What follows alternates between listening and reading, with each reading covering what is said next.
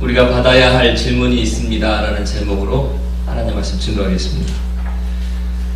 유엔에서 2016년 세계 행복 보고서라는 걸 발간했답니다.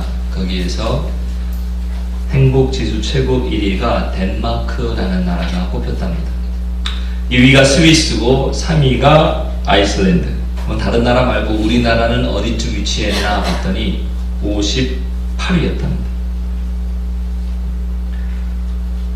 덴마크 사람들이 왜 이렇게 행복을 느낄까, 고백할까, 이런저런 주장들이 있는데, 그 중에 록산느 세프레비라는 저널리스트가 이렇게 얘기했습니다. 공감 능력이 덴마크를 세상에서 가장 행복한 나라로 만들었다. 높은 수준의 공감 능력은 사회적 관계를 향상시키고 이는 행복 지수 상승 효과로 이어졌다라고 이야기했습니다. 쉽게 말하면 공감 능력이라는 거죠. 공감할 때에 행복해진다는 이야기입니다.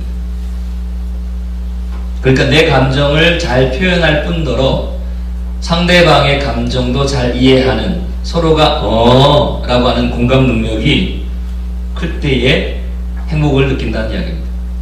부부간에도 마찬가지고 부모 자식 간에도 마찬가지며 사장님 일하시는 분들도 마찬가지고 교회도 그렇습니다. 담임 목회자와 성도들 공감하면 행복하죠. 더 본질적으로 얘기하면 우리의 신앙생활도요, 여러분, 하나님과 예수님과 공감하면 정말 행복한 신앙생활을 할 수 있다는 거죠. 그때 우리가 주목해야 할 건 이 덴마크라는 나라의 공감 능력은 유전자가 달라서 태어난 게 아니고요, 학습된 기술이라고 주장하는 겁니다. 덴마크 사람들의 공감 능력이 뛰어난 이유는 타고난 것이 아니라 배웠다는 거지요. 어려서부터 훈련받았다는 겁니다. 6살에서 16세 정도까지 대략 10여 년간 일주일에 1시간씩 학교에서 이 공감 능력 키우기라는 수업이 있답니다. empathy building 수업이 있어가지고, 이게 어떻게 하는 수업이냐면요, 아이들한테 이제 예를 들면 이런 거죠. 보여준다는 거죠. 카드를 보여주는데 눈웃음 카드, 그리고 눈물 짓는 카드, 찡그린 카드, 얼굴 표정을 담은 카드를 보여준다는 거예요. 이거 보면 어떤 마음이 들어? 이거 보면 어떤 마음이 드니? 라고 해서 자연스럽게 감정을 익히고 다른 친구들도 어떤 감정을 느끼는지 듣고 보게 한다는 거죠. 그러니까 쉽게 말하면 감정을 개념화하는 겁니다. 말이 좀 어렵죠. 그래서 이걸 어떻게 설명해 드릴까 생각하다 보니까 이런 겁니다. 여러분, 만약에 숲속을 깜깜한 한밤중에 숲속을 가는데 저쪽에서 부스럭 그랬습니다. 근데 누군가가 고양이네 그러면 깜짝 놀랐다가도 마음이 놓여지죠. 고양이, 야옹이 이렇게. 근데 호랑이인가 봐 그러면 호랑이를 보지도 않았지만 깜짝 놀라서 엄마야 하고 도망간단 말이에요. 이게 개념화하는 겁니다. 우리 안에 있는 감정을 개념화하는 거죠. 보이지 않았지만 호랑이다 그러면 놀라는 것처럼, 보지 않았지만 고양이다 그런 마음이 편해지는 것처럼, 그렇게 이게 이제 개념화라는 거죠. 이렇게 능력을 키워나가기 위해서 그 수업에서 가장 중요하게 하는 게 집중하도록 한다는 겁니다. 상대방의 이야기에 집중하도록 하고 상대방의 이야기를 듣도록 한다는 거죠. 집중해야 공감할 수 있고 또 공감해야 더욱더 집중할 수 있다, 이런 이야기를 하더라고요. 저는 이 내용을 보면서 공감이라는 게 이렇게 중요하구나. 그렇죠? 같은 자리에 있으면서 똑같은 이야기를 대화하지만 그 이야기를 공감하느냐 그렇지 않느냐는 하늘과 땅 차이인 것과 똑같습니다. 지난주에 제가 전화 하나를 받았습니다. 먼저 사역하던 교회에 집사님이 많이 편찮으시다라는 연락을 받고 담임 목사님께 연락을 드리고 신방을 만나러 갔죠. 신방이 아니라 몸이 좀 안 좋으셨던 분인데 한 근 5개월 만에 뵀는데 몸이 정말 안 좋아지셨더라고요. 암 치료를 받으셨었는데 건국대병원에서 암 치료를 받다가 이게 잘 이제 차도가 별로 없이 그냥 이래서 서울대병원으로 옮겨서 입원해 계시더라고요.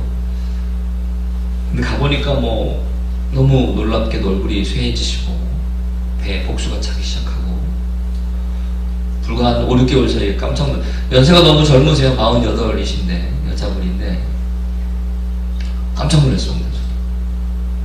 아이들이 청년이고 혼자 되셔서 너무 열심히 생활하신 분이거든요.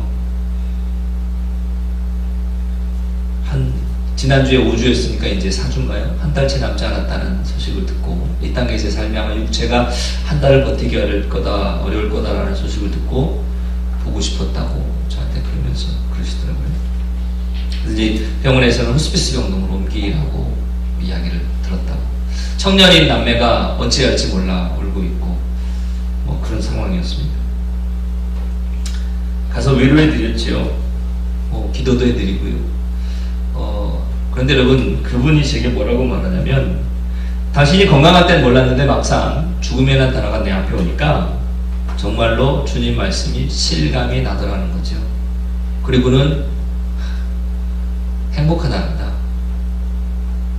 그래서 제가 예? 라고 물어봤습니다. 행복하시답니다. 자기가 요즘이 가장 영적으로 최고의 상태인 것 같다는 겁니다. 우리는 그렇게 생각합니다. 몸이 아프면 불행하다고 생각합니다. 우리는 그렇게 생각하죠. 뭔가 부족하면 불행하다. 그래서 행복은 성취하는 거고 이루어가는 거고 해결해 나가는 거죠. 이루어지지 않으면 불행한 거고요. 성취하지 않으면 불행한 거고. 근데 여러분, 그분을 보면서 우리의 행복은 소유가 아니라 성취가 아니라 고난이나 행복은 별개의 것이라는 걸 알게 되었습니다.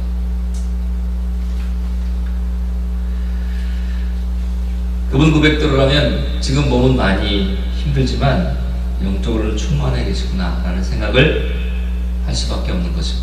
그쵸? 네. 오늘 본문이 두 가지 비유가 나오죠. 그쵸? 천국을 이야기하지만 어찌 보면 이게 인간이 막연하게 생각합니다. 제가 설명을 좀 해드리자면 하나의 첫 번째 비유가 밭에 감춘 보화를 찾은 자입니다. 남의 밭을 갈았습니다. 이 본문만 보고는 노예인지 소작인인지 알 수 없죠. 분명한 건 이 사람은 잘 사는 사람이 아니었다는 거죠. 가난하고 초라한 사람입니다. 우연히 밭속에서 감춘 보물을 발견하게 되지요. 그러자 이걸 가져야 되겠다라는 목표가 멸망에 생겼지요. 그래서 그 목표가 예전의 삶이 아닌 새로운 삶으로 살도록 그를 바꿔갑니다. 또 하나는 진주상인 이야기인데요. 이 진주상인이 세상을 찾아다니면서 귀한 진주를 발견하지요. 여기저기 찾아다녔는데 찾지 못하다가 정말 어느 날 눈이 번쩍 뜰 만한 진주를 발견하게 되지요. 그래서 이 진주상인도 이 진주를 어떻게든 가져야겠다 목표를 갖고 그 목표가 지금까지와는 전혀 다른 삶을 살겠다는 겁니다. 만약에 여러분이 로또 복권을 샀는데 1등으로 당첨이 된 겁니다. 아직 바꾸진 않았는데 그렇다면 얼마나 기쁘겠습니까? 얼마나 신이 날까요? 얼마나 행복할까요? 잠도 잘 안 오시겠죠? 어떨 줄 몰라 하시겠죠? 지금 본문에 나온 내용이 그 얘기입니다. 매일 이리저리 떠돌아다니면서 지치고 힘들고 살았지만 이제는 가장 값진 것들을 가질 기회가 생긴 거죠.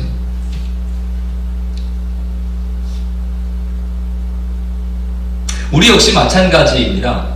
예전에는 몰랐는데 예수 그리스도를 알게 된 거죠. 하늘을 품게 된 거죠. 땅에 살지만 두 다리는 땅을 딛고 있지만 하늘을 살아갈 수 있는 기회를 잡은 거죠.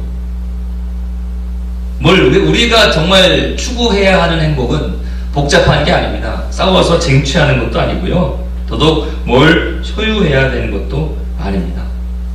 근데 우리는 자꾸 잘못된 행복을 추구하고 있죠. 뭔가 더 많이 가지면 행복할 것 같고 뭔가 좀 이뤄내면 더 행복할 것 같은 그런 거죠.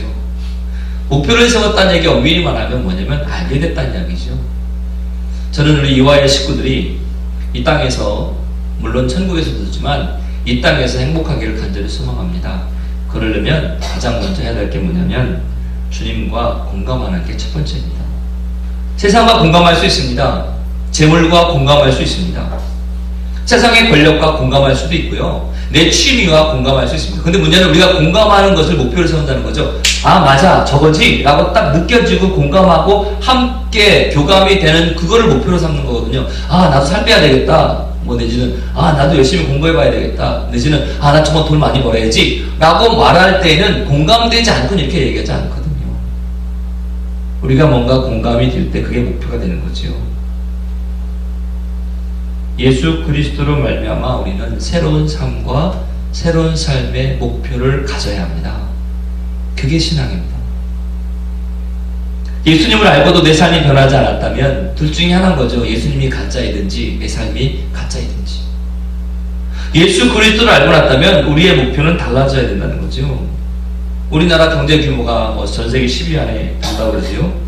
전쟁이 끝나고, 해방 전쟁이 끝나고 전쟁이 마무리돼서 50년 동안 우리나라는 국민소득이 200배 늘어났다고 하죠. 그 200배 국민소득이 늘어났다고 해서 행복지수가 50년 전보다 200배 늘어났을까요? 그렇지 않다고 봅니다. 여기서만으로도 알 수 있죠. 행복은 뭔가를 쟁취하거나 뭔가 이뤄내는 것과는 다른 거죠. 인생의 목표가 생기고 그 목표를 향해서 한 걸음 한 걸음 나아갈 때, 내디딜 때 그 과정이 우리를 행복으로 이끈다는 거죠. 오늘 본문을 좀 보시겠어요? 44절. 천국은 마치 밭에 감춘 붕어와 같으니 사람이 이를 발견한 후 숨겨두고 그 다음을 보세요. 기뻐하여 돌아가서. 이 사람이 언제부터 기뻤습니까? 그 밭을 산 때부터 기뻤습니까? 아니거든요. 발견한 때부터거든요. 이 보물을 사서 내가 가져서 기쁜 게 아니고요. 이 보물을 발견한 그때부터 기뻤던 거죠. 예수 그리스도를 우리가 발견한 그 순간부터 이게 정말 보물로 여겨진다면 우리는 기쁠 수밖에 없다는 거죠. 그러니까 우리가 그리스도를 발견하고 그분을 내 인생의 주인으로 삼고 내 삶의 목표로 삼는 그 자체, 그것부터 밝은 거죠. 우리가 무슨 수로 하나님 앞에 나올 수 있겠습니까? 죄의 덩어리인 우리가 그리스도가 나를 위해 좋은 십자가의 보혈로 담대히 성소에 나오는 담력을 얻었는데 우리가 한 것이 무엇 있다고 우리의 행위를 자랑할 수 있겠습니까? 그래서 주님은 우리에게 구원의 길을 거저주신 겁니다. 선물로 주신 겁니다. 자랑하지 못하게 하려고. 가진 자나 없는 자나 큰 자나 작은 자나 넉넉한 자나 부족한 자나 힘이 센 자나 힘이 없는 자나 모두가 다 자랑할 수도 없고 또 취하지 못할 것도 아닌 그 구원의 역사를 선물로 주신 거죠. 그래서 우리는 예수님 때문에 기쁘고 예수님 때문에 일을 하고 예수님 때문에 공부를 해야 되는 거죠. 여러분에게 권면합니다. 우리 안에 예수 그리스도를 믿는 믿음이 있다면 여러분 예수님을 향한 그 계획 속에 목표를 꼭 세우셔야 합니다. 하나님이 기뻐하실 목표를 세우셔야 합니다. 세상의 목표만으로는 절대로 우리가 행복할 수 없습니다. 세상의 이루음, 세상의 성취감만으로는 절대로 행복할 수가 없습니다.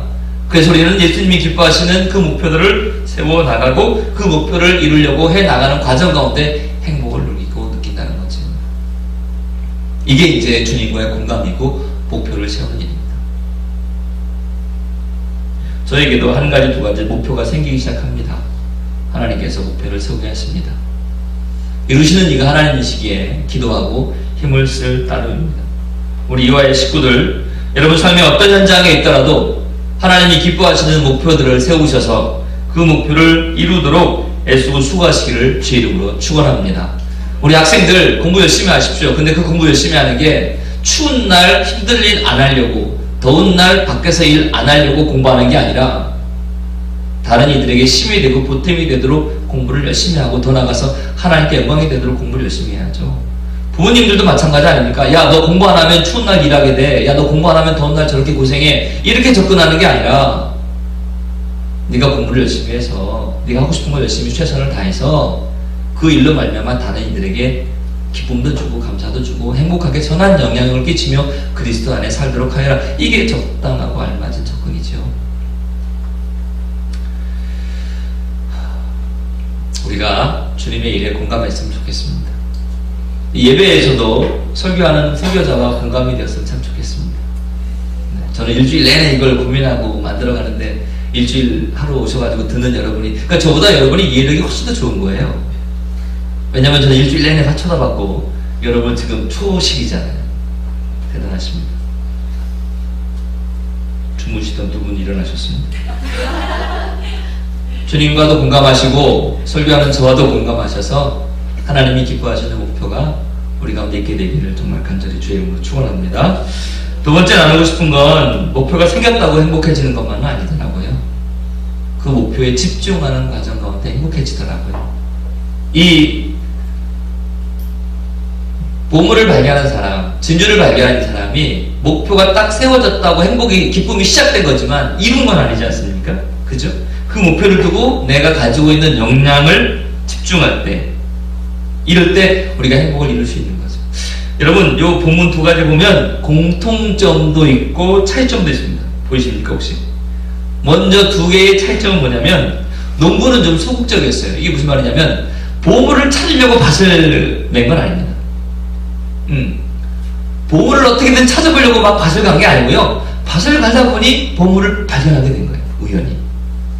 그쵸? 이와 비슷한 개념은 예수님 때도 있었습니다. 예수님이 너무 좋아서 찾아간 사람도 있었겠지만, 빵을 좀 얻어볼까? 병을 좀 고쳐볼까? 이렇게 해서 찾아간 사람들도 있습니다. 우연히 간 거죠. 우연히.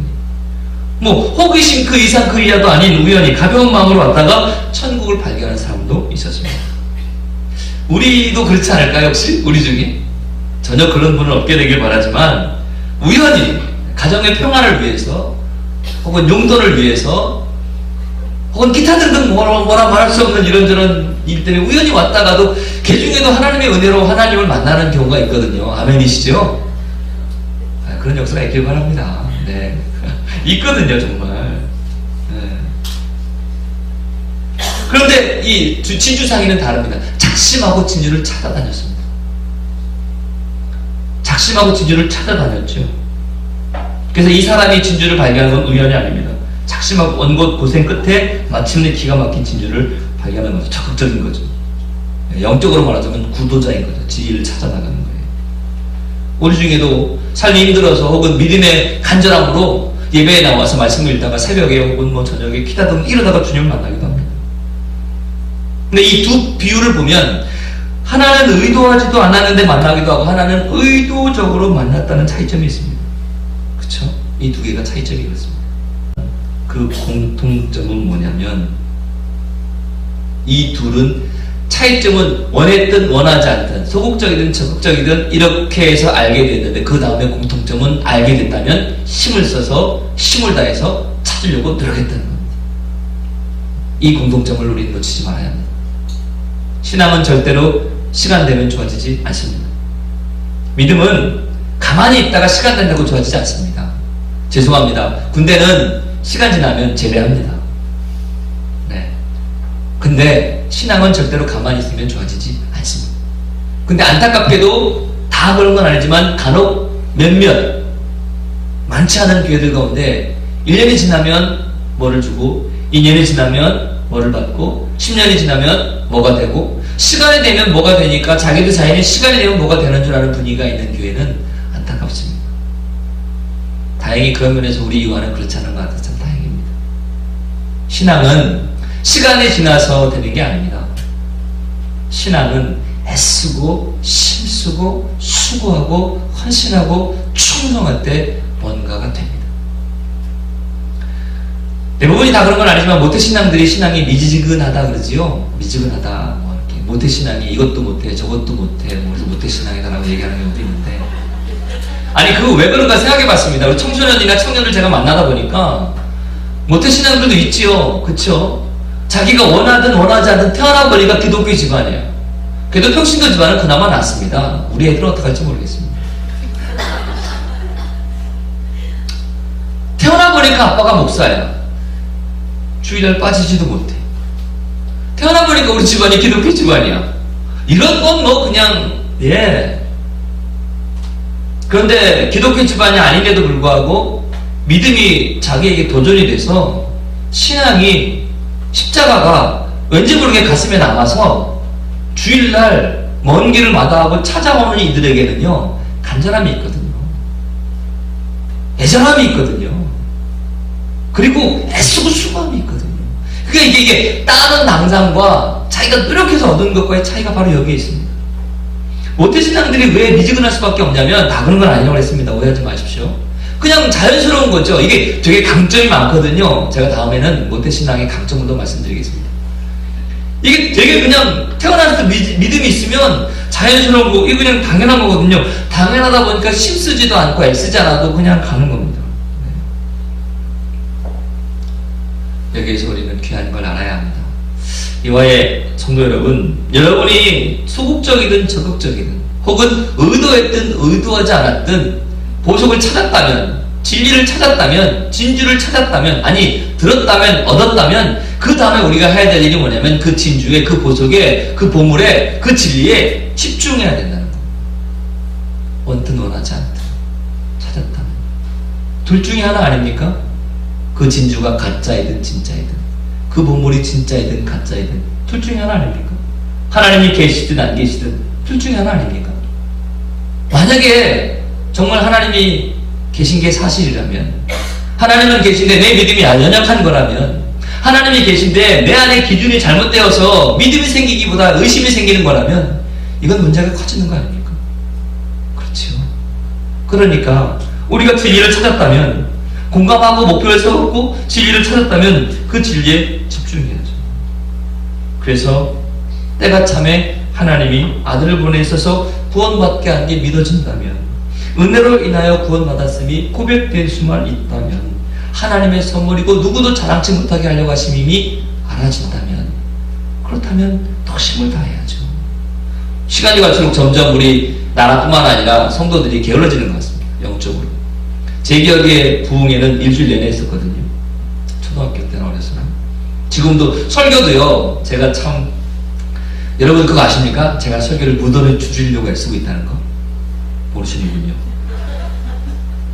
제가 왜 주보에 설교를 못 넣는지 아십니까? 30페이지 됩니다. 제가 어떻게든 설교를 줄여보려고 애를 쓰고 있거든요. 근데 잘 안 됩니다. 기가 막히죠? 애를 쓰는데도 잘 안 됩니다. 애를 안 써보면 기가 막히겠죠, 여러분이. 애를 쓰니까 내가 힘든데 애를 안 쓰면 여러분이 힘드시겠죠. 근데 믿음이 있느냐 없느냐, 신앙이 있느냐 아니냐는 다른 게 아니고요, 우리의 결단, 우리의 반응, 이걸 필요한다는 거죠.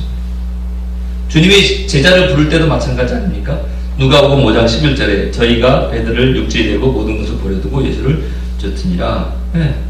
우리 중에 농부의 경우도 있을 수 있습니다. 우리 중에 진주상인의 경우도 있을 수 있습니다. 태어나 보니까 믿음의 집안이에요.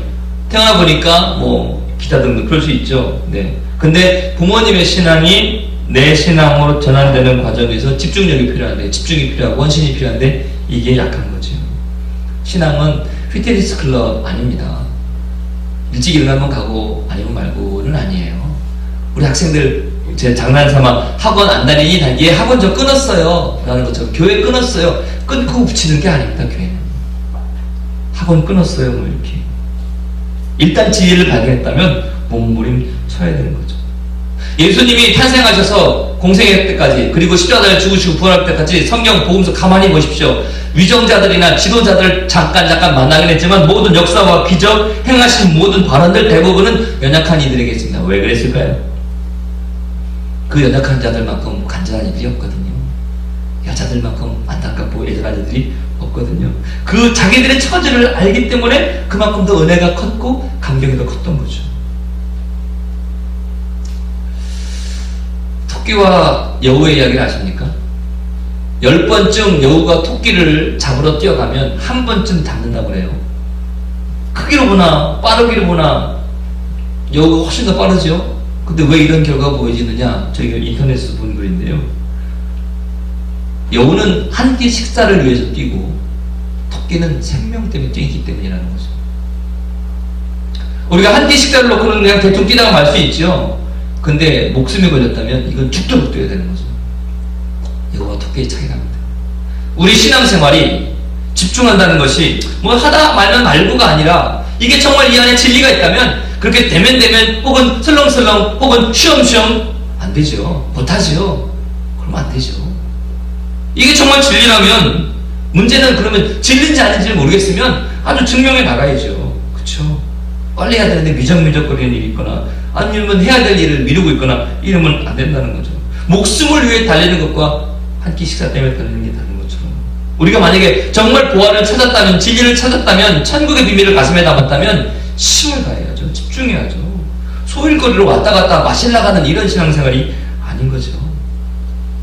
부디 여러분 가운데 진리가 있길 바라고요. 그 진리가 여러분 가운데 있다면 그 진리로 집중할 수 있기를 주의 이름으로 축원합니다. 그래서 그 진리에 집중한다는 게 또 다른 말로 집중이 포기인 거죠. 대가를 지불하는 겁니다. 진리를 발견하셨습니까? 목표를 세우셨습니까? 그러면 대가를 치르 쓰셔야 됩니다.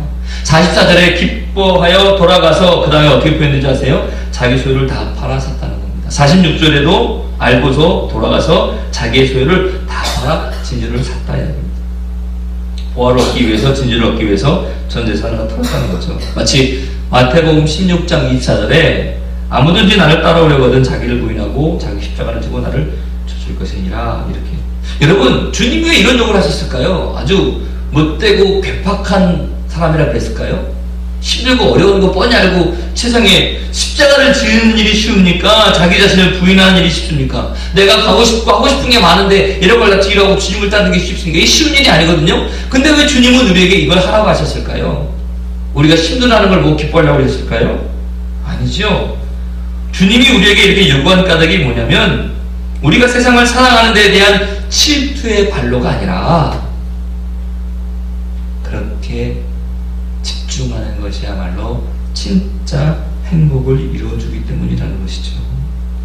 주님께서 그렇게 하라고 하신 게 아니라 순전히 주님을 위해서가 아니라 우리가 정말 이 세상에서 행복하기를 원하시기 때문에 그렇게 하라고 하시는 거죠.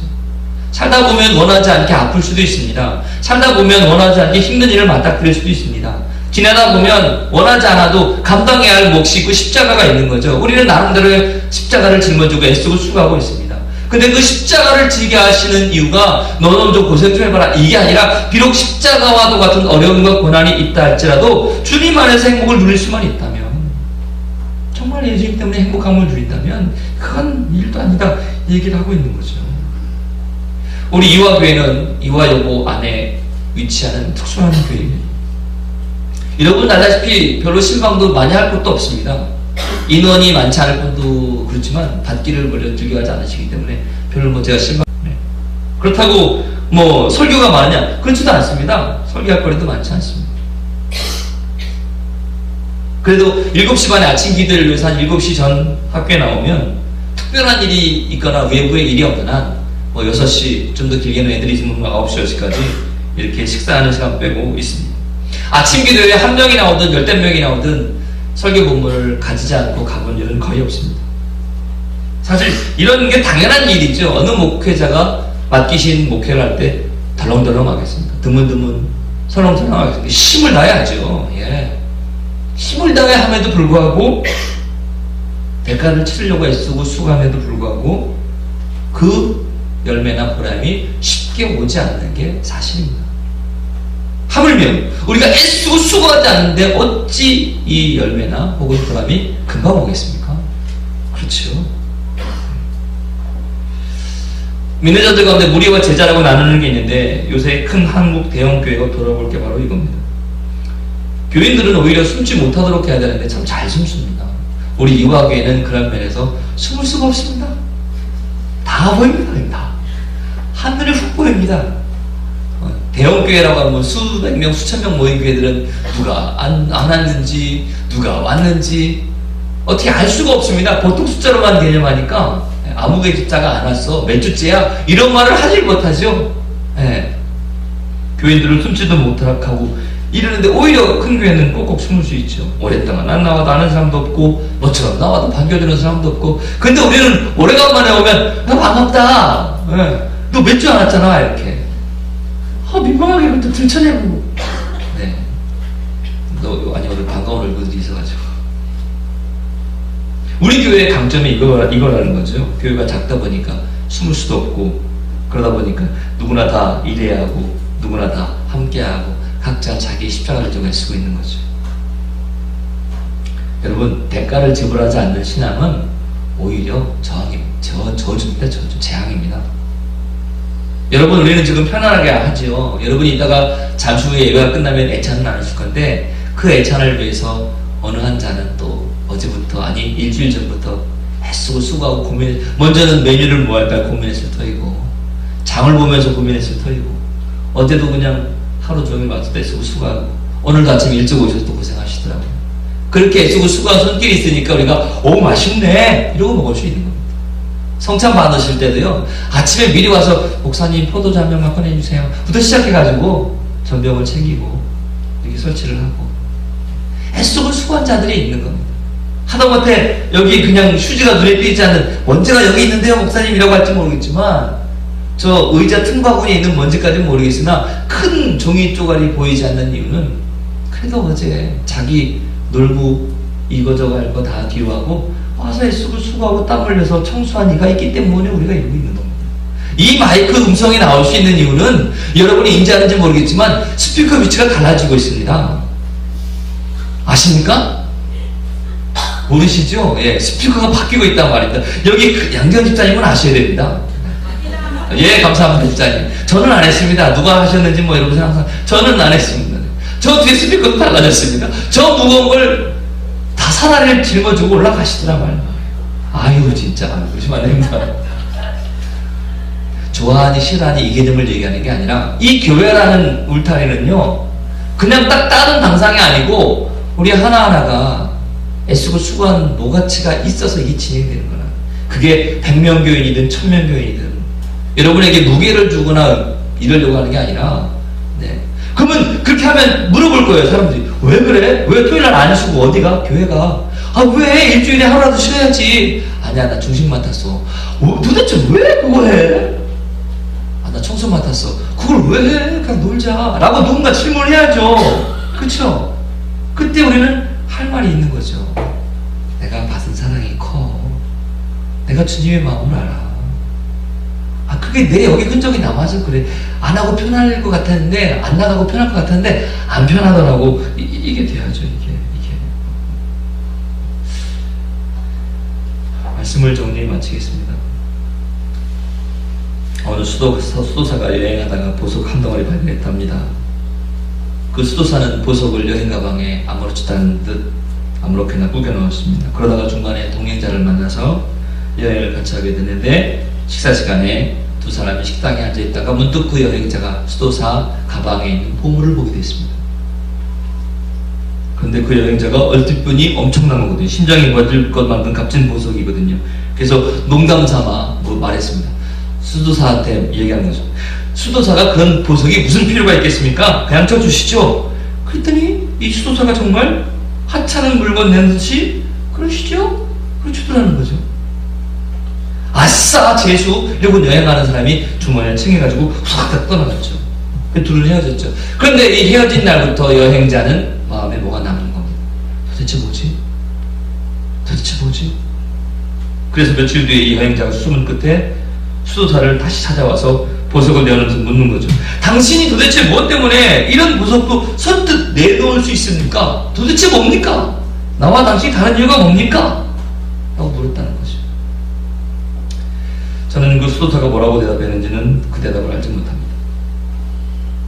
그러나 오늘 말씀을 마치며 여러분에게는 부탁드리고 싶습니다. 여러분도 여러분 주변에 있는 많은 사람들한테 이런 질문을 받아야 합니다.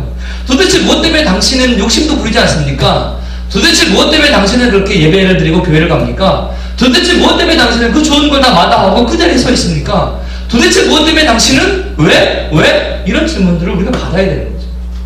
그렇지. 이렇게 당연한 피리어드가 아니라 왜 그렇지? 왜 저렇지? 퀴즈를 막 지켜야 되는 거죠. 왜 저렇게 헌신하지? 왜 저렇게 충성하지? 왜 저렇게 수고하지? 왜 저렇게 헌신하지? 왜? 이런 질문을 우리가 많이 받으면 받을수록 우리의 행복은 눈덩이처럼 커져갈 겁니다. 그 행복은 그 누구도 뺏어갈 수 없고요. 그 행복은 그 누구도 가져갈 수 없죠. 욕심 같아서 더 나아가서 도대체 왜 그래? 라고 질문했을 때 내 안에 계신 예수님 때문이야. 내 안에 있는 믿음 때문이야. 내가 받은 사랑 때문이야. 라고 이야기할 수 있다면 더 할 게 없겠지.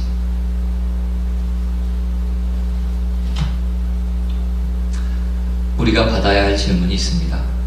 보석을 찾은 그 농부 마냥, 진주를 찾은 그 진주 상인 마냥, 모든 걸 버려두고 다른 제자들 마냥 왜 저러지? 왜? 라고 할 때 우리가 이야기할 수 있어야 합니다. 예수님 때문이야. 할렐루야. 아멘. 그런 한 주간 질문도 많이 받으시고 그런 답도 하는 이 한 주간이 될 수 있기를 주의 이름으로 간절히 축원합니다.